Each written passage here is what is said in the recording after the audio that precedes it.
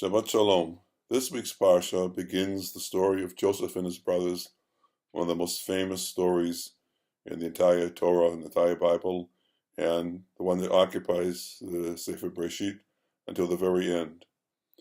The story begins with a small detail that doesn't really fit into the story as far as we can see. It begins by saying that Yosef used to go out to herd the sheep with his brothers. Vayaveh Yosef et dibatam ra'ah el avihem. Dibatam ra'ah means slander, maligning. He was a tattletale. Whether what he said was true or not is really not the central issue. He was telling his father every possible bad thing, every possible infringement that he saw his brothers do. And my question is, why is this the first item to be told to us in the story? It has to be organically connected to the entire story of Yosef and his brothers, and it has to have a significant lesson. The Midrash, of course, addresses this in some ways. The Midrash always addresses things that seem to be a bit of out of place. So, for example, the Midrash tells us that he would tell his father that they were guilty of Evar Menachai. They would eat they cut off a piece of meat from an animal unit while the animal was still alive. And so, in a corresponding sort of tit for tat, they slaughtered a goat and to dip his coat in the blood to show that they would actually, kill the animal for eating. Typical midrashic solution, but one that leaves me a little dissatisfied. I want to find something that, as I said, is organic and very central to the lessons that we are supposed to come away from this story. So, before moving on to my explanation, I should, in good Jewish fashion, ask a second question. Did Yaakov know that the brothers had sold Yosef into slavery and that is how he wound up in Egypt? There's no indication in the Torah this happened. Yosef went missing, but there was no body, and then they found that he was alive in Egypt, and he sent for his family to come down to him. There's no indication at all that either Yosef or the brothers had told Yaakov the full story as to how he got there. And in fact, after Yaakov passed away, and the brothers were afraid that now Yosef was going to take his vengeance on them, that he had put it off while his father was alive so as not to cause any distress to his father, but now he's going to let them have it. So they fibbed. They said, Avicha tziva lefnei moto lemor, kol termu Yosef, ana sana pesha achecha. Chazal already pointed out that this is not written anywhere in the Torah that Yaakov made any such request to Yosef, and that this is one of the instances we learn from the Torah, lishanot midarchei shalom, that you can fiddle with the truth if it will bring about peace and prevent conflict. So there's no indication at all that the brothers or Yosef had told Yaakov about how the full story as to how Yosef got to Egypt. Now I'm sure that some people would say, well, Yaakov was a prophet and he knew everything. He knew everything that was going on.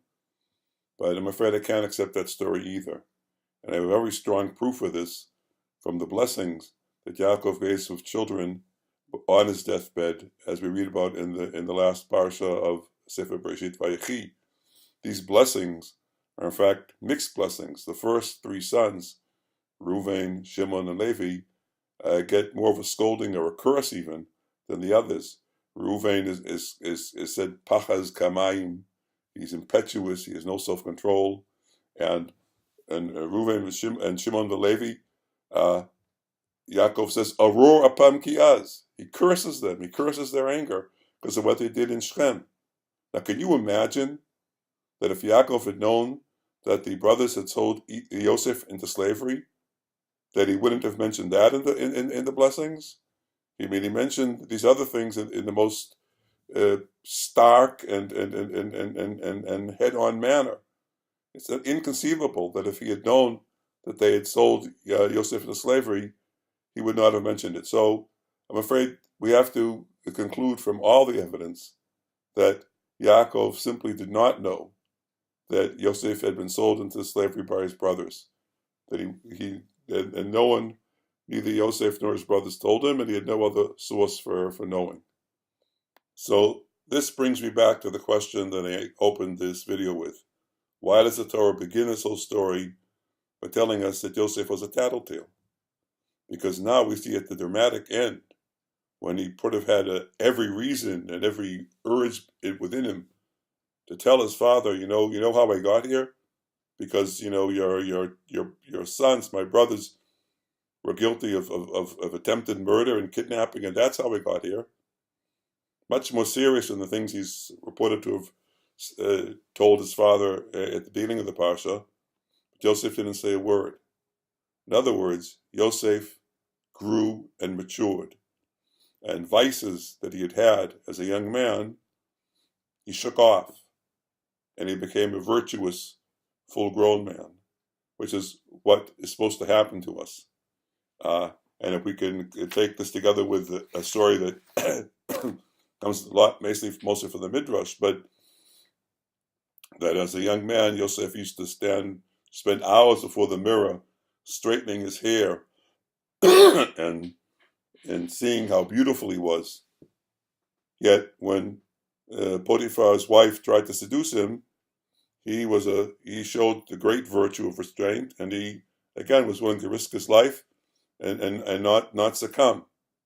So what we have here is the full story of Yosef, is a story of a man, a person who develops great. I won't go so far as to say that great people are not born.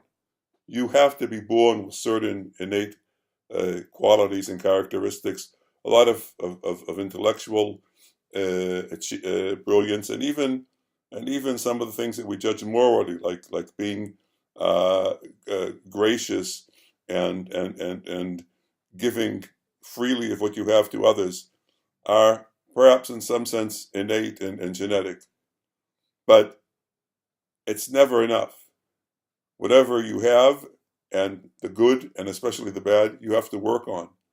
And Yosef's story is a story of a person, a great man, probably, as I said, born with great qualities and great endowments, but also with certain obvious faults which the Torah does not hide, which he displayed as a young man, but which he managed to overcome and to rid himself of vices and take on the virtues, to stop being a tattletale, not to tell on people, even when it seems like it's the same thing that anyone would do, and restrain himself, know that this is not appropriate. And this, I think, is the great lesson in the story, to self-improvement. And, we very much have to build our own character.